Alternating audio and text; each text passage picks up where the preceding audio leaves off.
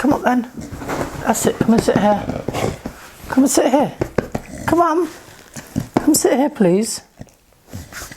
Hello. Come and sit here. Come there. This video is all about you. Come and sit here. Front, stage and centre. Sit there and be good. Hey guys, welcome back to my channel. So today's video is all about one dog and one dog only, and that is Mr. Carter Chow Chow. Now I asked you guys here on YouTube and over on my Instagram to ask me any questions about Carter or the breed, and that is what we're going to be going through today. Now I've done similar videos like this before and they've gone down really well. I guess if you guys are looking to get a Chow Chow, you'll hopefully gain an understanding of what they're like as a breed and how to train them. And then if you just in general love dogs, he is here for you to look at and you can just learn all about the Chow Chow breed and our relationship that we have. Now we've got loads of questions. I just want to thank everyone that sent in a question. If it doesn't sound like I've worded it the way that you asked it, it's because a lot of people ask the same questions. So I've just kind of got the most common answers and just put them into like a question. But I want to thank everyone who took the time to send in a question or even a comment here on YouTube or over on my Instagram. If you don't already follow us on Instagram, I'm going to pop mine and Carter's Instagrams down in the description box, the links, and also put them up on the screen as well. You should definitely come and follow us both. You'll get to understand us a bit more. You'll get to follow our journey a bit more. But yeah, let's get into the questions. Now the first comment, really, it's not really a question, that a lot of people, it was the most top answer that a lot of people said was just that they wanted to say that he was cute and they love us both. So thank you to every single person who sent that. We really appreciate it, don't we? Yes, we do. Obviously that's not really a question, but I just wanted to say thank you because so many people wrote that. Now some kind of quick questions that are kind of like taking you back, because if you don't know me and Carter, then I understand why you've asked these questions. But that is, what is the breed? So he is a Chow Chow. They originate in China. I'm not like some dog expert, but they're quite unique. They have black tongues, which they're the only dogs that have that. And yeah, he's born here, not born in China, but they originate from over there. They were kind of, they originate from China as Chinese fighting dogs. We'll kind of get to how he is at the minute and if he's a fighting dog, but that's what they originate from. And a lot of people say he looks like a teddy bear on that same question. And yeah, every time we go to the park, he just always gets kids come up to him and be like, can I stroke your teddy bear, dog? And I'm like, yes, of course you can. He loves kids. So yeah, he is a Chow Chow and he's 3 years old. A lot of people have asked how old he is and what is his name. I mean, if you don't know his name, you need to definitely come and follow us over on Instagram. His name is Carter Chow Chow on Instagram, and his name in real life is Carter. I came up with that name because I kind of wanted my name's Carl, his name's Carter, CC. I did kind of go over and over names like a baby for ages, and that's what I ended up, here we go, settling on. Now, next question, why did you choose a Chow Chow? I've always been someone that has like unique things. So if I'm getting a car, I don't want a car that's always on the road, like everyone's got it. And when I was thinking of dogs, I just wanted something that was a bit more unique. I didn't want to go for a breed that I see all the time when I'm on walks, kind of like on the park or anything. And when I kind of did some research, looked into it, Chow Chows were one of those sort of breeds. So the next question is, daily cost of keeping him. I guess everyone treats their pet differently. Everyone spends different amounts. You kind of spend what you can. If you're getting a pet, you've got to understand they come with a cost. Now, obviously feeding him, Carter is very fussy when it comes to food. He not only has his dog food, but I give him yogurt with that. Most days I also give him a piece of natural kind of human meat as well. So I cook him chicken, steak, turkey. So obviously I'm paying the cost of having dog food, and then also I'm putting real human food in there as well. So I kind of guess on a daily basis I'm maybe spending food wise maybe £8 to £10. Carter, I mean, he does earn his own money in a way, because obviously he does things on his own Instagram and he helps me out. So I guess I probably go a little bit more in buying him treats, buying him toys, things like that, because I believe like he deserves them. But I guess you just live to your means, and if you haven't got as much money, you can still have a dog. You just have to buy probably cheaper food and stuff. So I hope that answered your question. Does he eat a lot? I mean, I feel like he would, but I feel like it's really weird. It's took me quite some time to get him back to, God, sitting like this. It's got to stretch my back once in a while. I feel like with him, when he was a puppy, he used to be really good with eating, and he'd eat dry food and that was it. When he had his skin issues, I experimented with food. We went on to fish food, we went on to wet food, and I think because I messed around with it so much, thinking it might be because of his skin problem, I think it really kind of messed up the routine that I had with the food. So now I've only just kind of got that routine back. So he wasn't really eating a lot, but I think it was generally just because he wasn't liking what I was giving him. But now he eats kind of the right amount he should for the dog he is. They normally measure how much food you give them via how heavy they are as a dog. What do you feed him? Kind of already answered that question. Human meat with a couple of pouches of dog food. I'll link what dog foods I've given them down below. How is his skin? Kind of leading on to that, obviously. His skin is great now. He still does tend to go for sometimes his tail or his back area. And when you do itch, you'll see it doesn't really irritate him or hurt, but you can see it's like really, I'm like itching a spot that he's like, yes, I'm enjoying that, as you can see, look. And then you go the other side. You like that, don't you? But it's because you've got itchy skin. Now, to get to that point, I've done a whole video on this, so I'm actually, instead of going to go through his whole skin thing, I'm going to link the video down below in how we got his skin to a better place. It's far better to do that, because then you can get all the knowledge in what we did to get his skin to a better place. So just check the description box down below, and that video about his skin will be there. How did you treat him? Again, that'll all be down below. And did they get lots of health problems? So do they get lots of health problems? I have heard so much about Chow Chows in their feet, kind of hip joints, because they get walked too much. Skin problems, which I kind of came across. That's kind of all I've heard about them. He obviously had the skin problem. We've kind of resolved that now. But in terms of anything else, I haven't come across anything yet. They're normally quite a healthy dog, I think. They're very independent, so I don't feel like you have to walk them a lot or anything. If you walk them too much, it's actually worse than if you don't walk them enough. So I just take him on a nice small walk every day for about 45 minutes to an hour, and he's as happy as Larry, comes back, passes out on the floor, and then sleeps the rest of the day. Just like a dog's dream, walk and then sleep. What training did you get for him, and was he easy to train, and are they normally difficult? Now, this is where when I Googled him, or Googled the breed, Chow Chow, they were quite stubborn, or known as quite stubborn, not very good at being trained, bad with kids, aggressive, all of those. For me, I got him, and I was lucky because I had quite a bit of spare time to really kind of try and train him. The part where are they good with children? I can't speak for every Chow Chow out there, but he loves kids. If we're on the park, on the street, he sees a child, he literally wants to run over to the child to see them. They always come, stay there, bub. They always come and stroke him.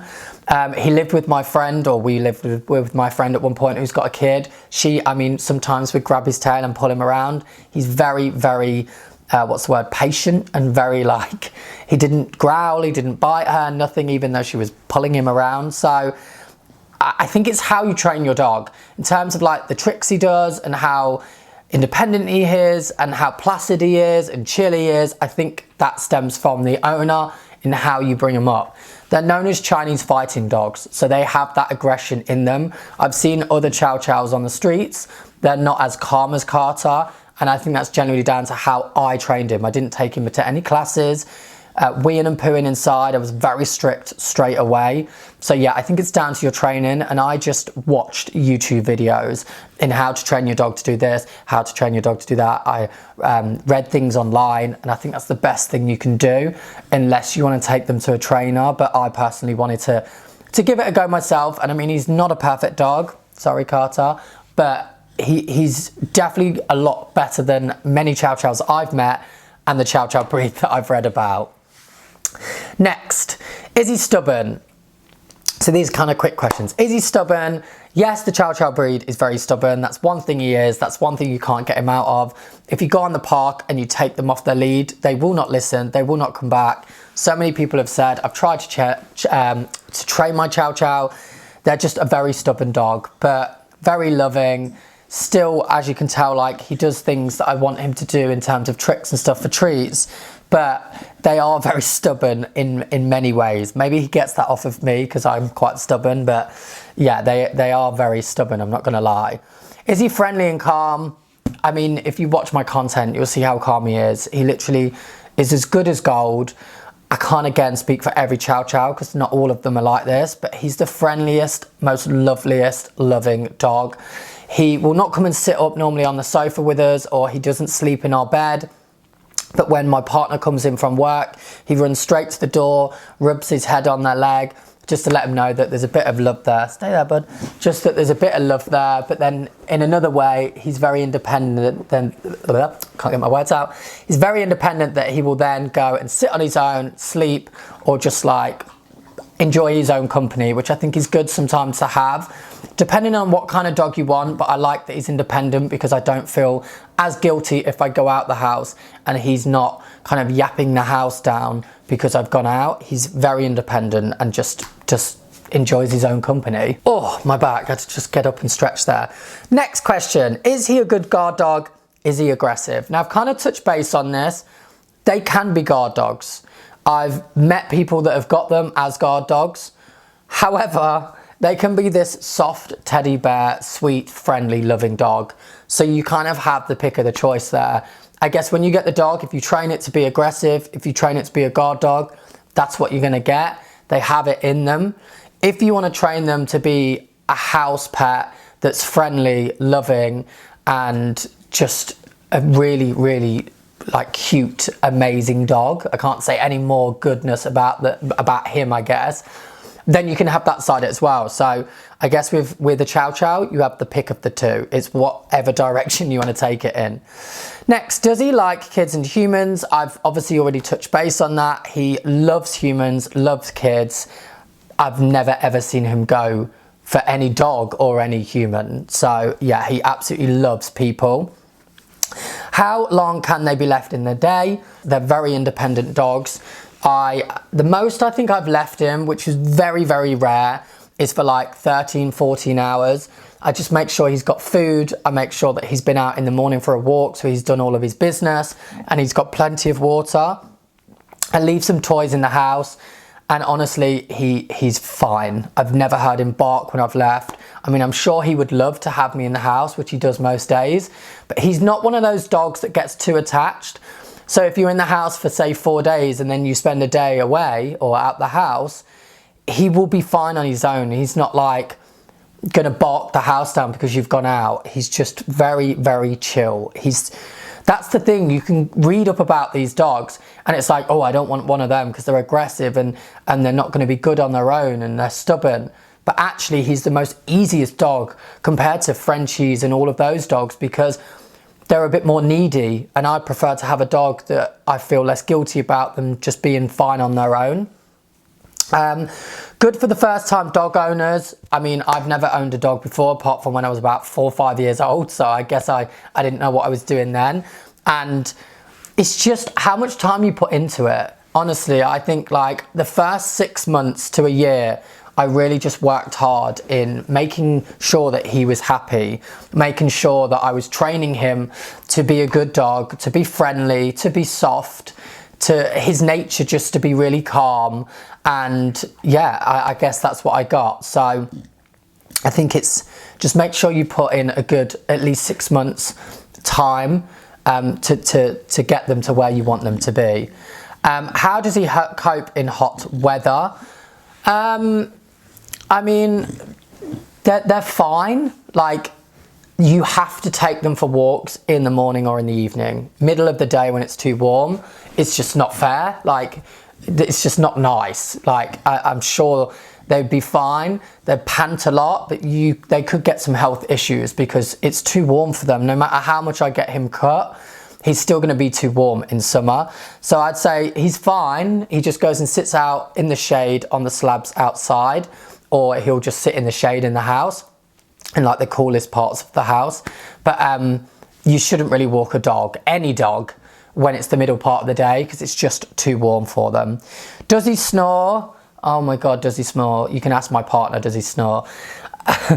I am quite chill, because I think whereas he's my dog, I just kind of block it out. But he is a very loud snorer. It's quite, I just laugh about it now, because what he'll do is he'll go and sit in the hallway when we're watching TV, and he will just snore the house down, and then he feels the need to come into the TV room while we're watching TV and snore in then the living room where we're watching TV and make it even louder.